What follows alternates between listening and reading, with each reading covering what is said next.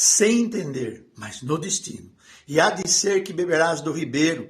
Eu tenho ordenado aos corvos que ali sustente, 1 Reis 17:4. Muitos de nós ficamos sem entender. Se sou filho de Deus e estou fazendo tudo certo, por que o diabo e seus demônios estão fazendo isso comigo? É muito simples, quem não luta com nada, como terá vitórias?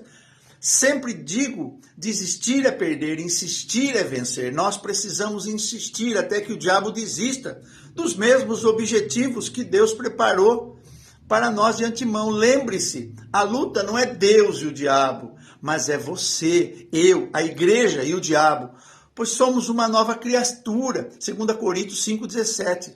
Para o novo nascimento, Deus não usou nada do velho homem. No grego, a palavra usada é a mesma para uma obra de arte, uma obra perfeita. Foi isso que fez. Porém, nós precisamos mudar a maneira de pensar mediante a palavra de Deus. Romanos 12:2. Deus tem ordenado alguém e algumas coisas para nos sustentar nessa jornada de fé, o que chamamos de destino. Entenda, não estou falando de confiar no destino, mas de confiar naquele que ordenou algumas pessoas e situações para nos sustentar, para nos treinar e tratar durante a nossa jornada. Isso não nos isenta de orarmos, jejuarmos e meditarmos na palavra de Deus. Então oro pelas nossas autoridades, oro pelos que estão sendo perseguidos por causa do evangelho. Mas oro para que sejais constante no amor, diligente em buscar ao Senhor e perseverante na fé, pois nos importa entrar no reino de Deus e com força, por esforço. Quando comecei a minha jornada, gritava como um louco contra Satanás e seus demônios, até que aprendi que deveria me sujeitar a Deus e resistir a Satanás, e ele fugiria de mim, Tiago 4,7. Então jejuava 3 dias por semana sem água. Somados ao meu jejum regular de 2 vezes por semana, eram 5 dias por semana.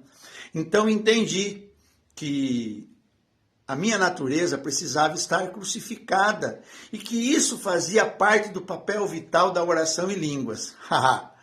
Que revelação maravilhosa!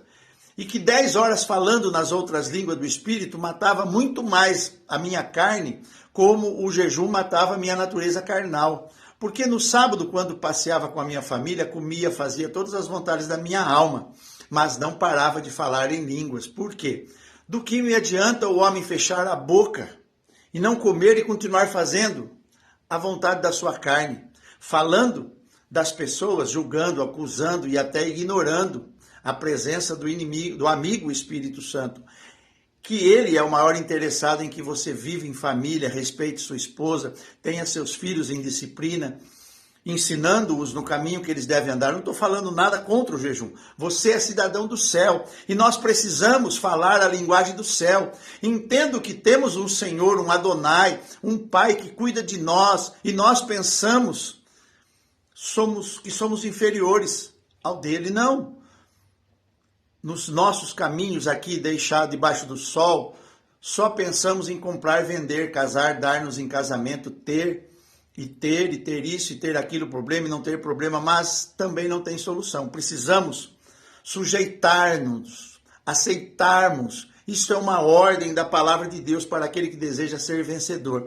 Precisamos encher o nosso coração com a palavra e, orando no Espírito, torná-la uma verdade revelada para as nossas vidas. Também temos que jejuar, fazer confissão da palavra.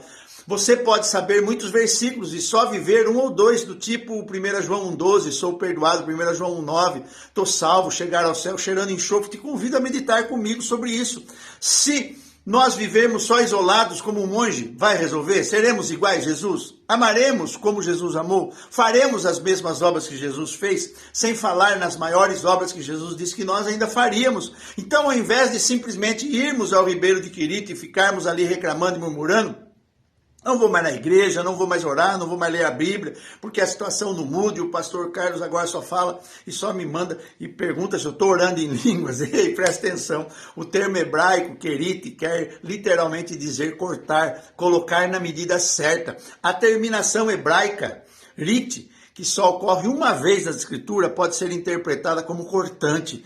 Isso porque querite deriva do verbo hebraico shavat, que significa cortar, colocar no tamanho certo. Então permita que o Espírito da verdade te leve a esse lugar onde somos cortados, podados, colocados na medida certa de orar e não parar de orar e continuar a meditando em nome de Jesus.